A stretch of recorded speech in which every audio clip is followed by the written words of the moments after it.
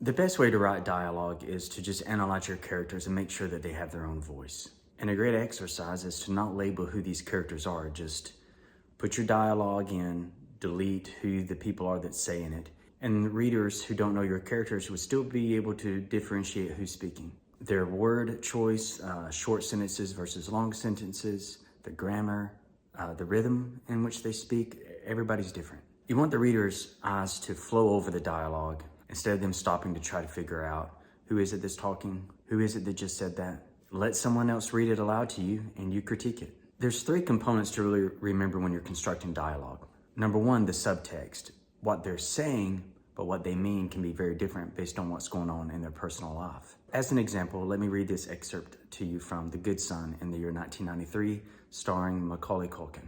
Susan, the mother, asks Henry, Macaulay, what happened to Richard's rubber ducky? And Richard was Henry's deceased brother.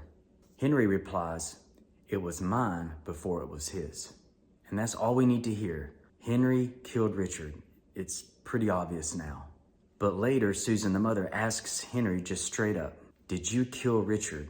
And then Henry replies, so what if I did? Now we really know.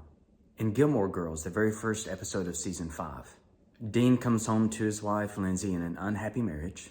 He has just slept with his long-term girlfriend, Rory. That's who he dated before Lindsay. And Dean and Lindsay get into an argument because Lindsay went through his work phone. Dean explodes, but why is he angry? He's not angry that his wife went through his work phone. He's angry because he's frustrated inside an unhappy marriage, and he's unhappy. He's also frustrated with himself for his behavior with Rory.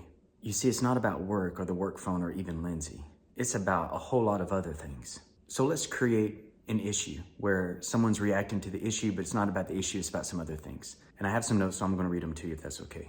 Let's say that there's a situation at home, but the real issue is what happened at work. A loved one enjoys cooking with you, but you don't. And one week you haven't participated in the cooking and you leave dirty dishes soaking in the sink, which you do all the time. The loved one goes berserk on you, even though they haven't mentioned your dirty dishes soaking in the sink before. And they say all kinds of mean things, but it's not about that. The issue is what they're angry about is that you're not cooking with them anymore. Number 2, sidestepping. That's answering a question without answering the main question. In The Notebook, Allie asks Noah, are you breaking up with me?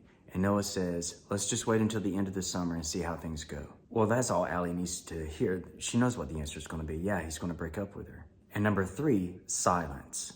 We see this in Boys in the Hood in 1991. Trey, played by Cuba Gooding Jr., asks Doughboy, being played by Ice Cube, did you shoot the enemy? He says, did y'all get him? And Doughboy looks at Trey with a blank stare. For Trey, now for us, we actually saw Doughboy kill the enemy. But no need to say anymore, Trey knows.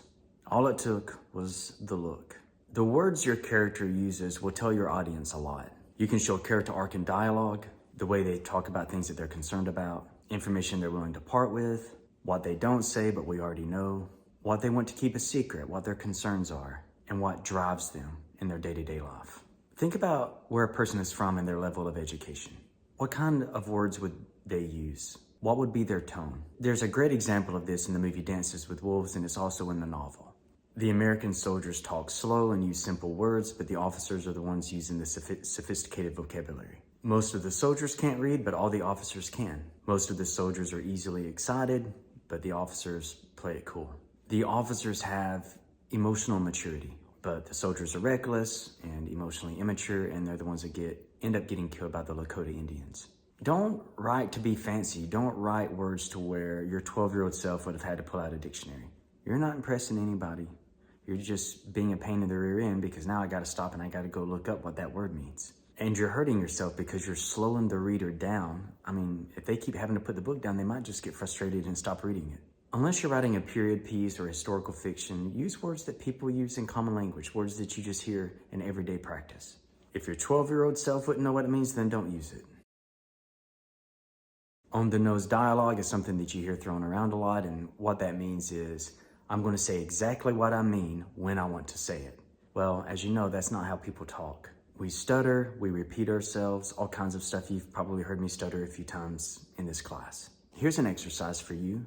The next time you're sitting at a restaurant or a coffee shop, eavesdrop on the conversations happening around you. Listen to how people talk. We fight for the right words to use. And sometimes the words we choose aren't that great.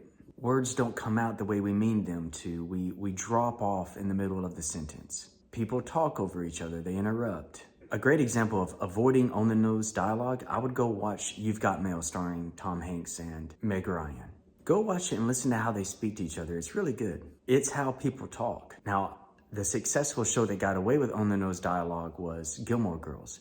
They're always saying exactly what they want to say when they want to say it. And it's a wildly successful show. So there's no right way to do this. The show was and still is a hit and people love it. Remember, there's no rules to this thing. It's just experienced writers telling you what they've noticed.